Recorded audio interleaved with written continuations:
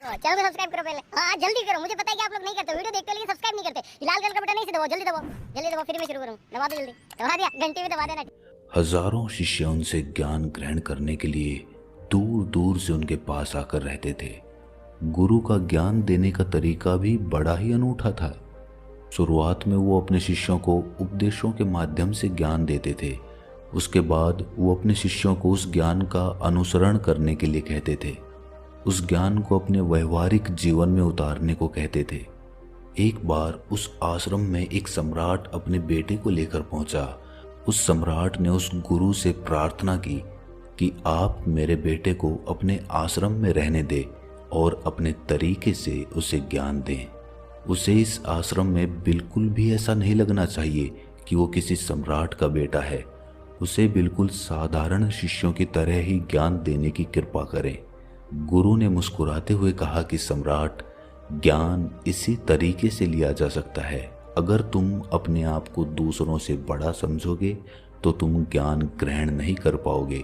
अगर तुम्हें ज्ञान ग्रहण करना है तो तुम्हें दूसरों की तरह अपने आप को साधारण समझना होगा। यही ज्ञान ग्रहण करने की सबसे पहली सीढ़ी होती है। तुम निश्चिंत रहो, आज से तुम्हारे बेटे की जिम्मेदारी मेरे कंधों पर रही। ये कहकर गुरु सम्राट के बेटे को अपने साथ लेकर समुद्र के किनारे टहलने के लिए निकल गए। आश्रम के बाकी सभी बच्चे उस सम्राट को देख रहे थे। सम्राट अपने बेटे को अपने रथ पर बिठा कर लाया था, जिससे सभी बच्चे समझ गए थे कि ये लड़का सम्राट का बेटा है। इसी वजह से आश्रम के सभी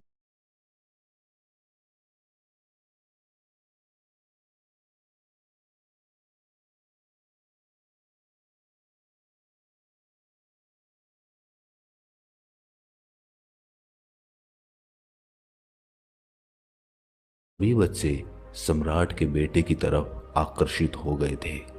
जब गुरु सम्राट के बेटे को लेकर समुद्र पर टहल रहे थे तो सम्राट का बेटा अचानक फूट फूट कर रोने लगा, क्योंकि अभी वो सिर्फ 12 वर्ष का था और 12 वर्ष की आयु में उसके पिता उसे अपने से दूर छोड़कर चले गए थे। ये सदमा वो बच्चा सहन नहीं कर पा रहा था। वो नहीं समझ पा रहा था कि उसके पिता उसकी भलाई के लिए उसे उस गुरु के पास छोड़कर गए हैं। उसे रोते हुए देखकर गुरु ने कहा कि बेटा, मैं तुम्हें चुप नहीं करूंगा। हो सकता है कि आज मैं तुम्हारे आंसू पोंछ दूं, लेकिन कल तुम फिर अपने आप को अकेला पाओगे। याद रखना, जीवन में इंसान अकेला आता है और अकेला ही जाता है। जितनी जल्दी जो इंसान इस बात को समझ लेता है, वो उतनी जल्दी आत्मज्ञान के रास्ते पर निकल पड़ता है। गुरु ने अपनी बात आगे बढ़ाते हुए कहा कि जो इंसान अकेला रहना सीख लेता है वही खुद से प्यार कर पाता है, और जो खुद से प्यार करना जानता है वो किसी के भी जाने का अफसोस नहीं करता, क्योंकि वो खुद से ही प्यार करता है। धीरे धीरे तुम आश्रम के माहौल में ढल जाओगे। शुरुआत में तुम्हें समस्या आ सकती है, लेकिन कुछ दिनों के बाद तुम इसे आत्मसात कर लोगे। उसके बाद तुम्हें यही जगह बहुत अच्छी लगने लगेगी। ये जगह तुम्हें अपनी महल जैसी लगने लगेगी। संध्या हो चली थी। समुद्र के दूसरे छोर पर सूरज छिपने लगा था और अपनी लालिमा पूरे आसमान में बिखेर रहा था। बड़ा ही सुंदर दृश्य था और गुरु उस शिष्य को अपने साथ लेकर आश्रम में वापस लौट आए। उस शिष्य को भी थोड़ी सांत्वना मिली, क्योंकि गुरु की आंखों में एक अभूतपूर्व शांति झलक रही थी। और जब हम किसी एकांतवासी गुरु की आंखों में वो शांति देख लेते हैं तो हमारे हृदय पे से भी सारा भार हट जाता है, मन एकदम निर्मल हो जाता है। जब सम्राट का बेटा रात्रि का भोजन करने के लिए भोजन कक्ष में पहुंचा तो आसपास के सभी शिष्य उसके पास आने लगे।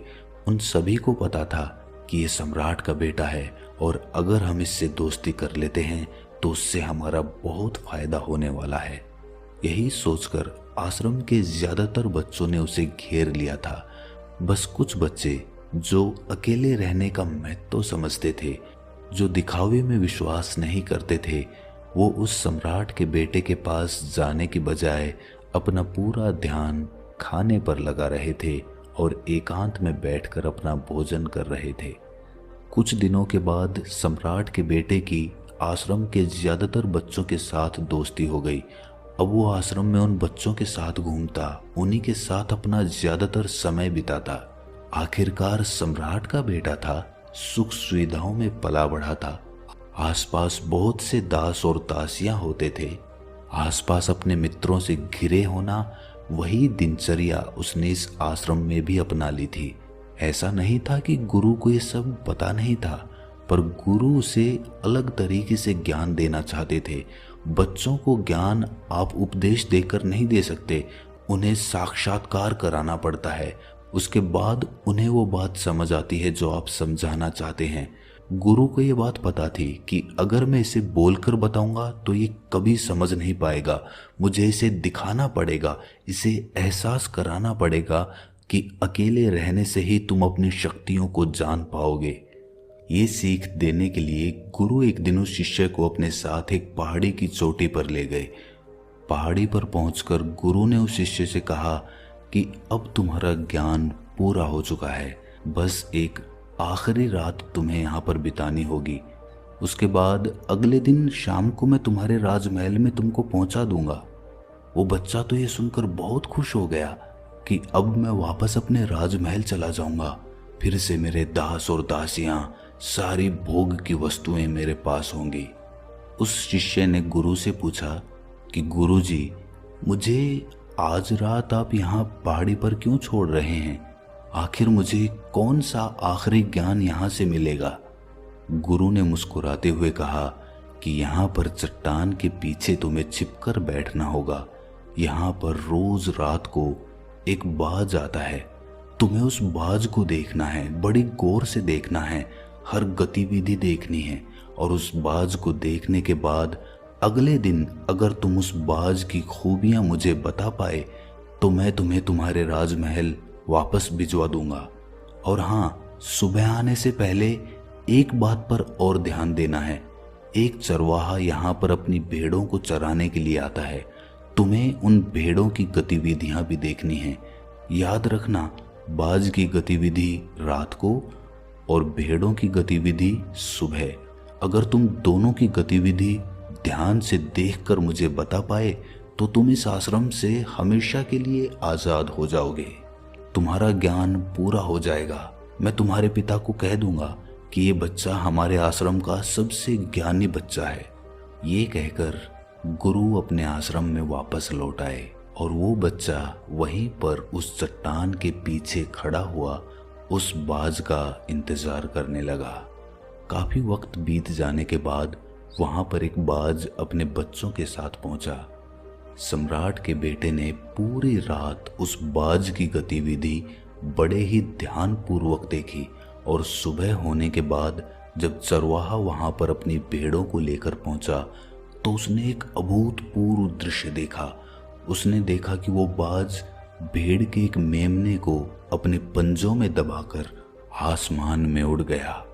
उसने उस भेड़ के बच्चे का शिकार कर लिया था। ये सारा दृश्य देखकर वो बच्चा आश्रम में वापस अपने गुरु के पास पहुंचा।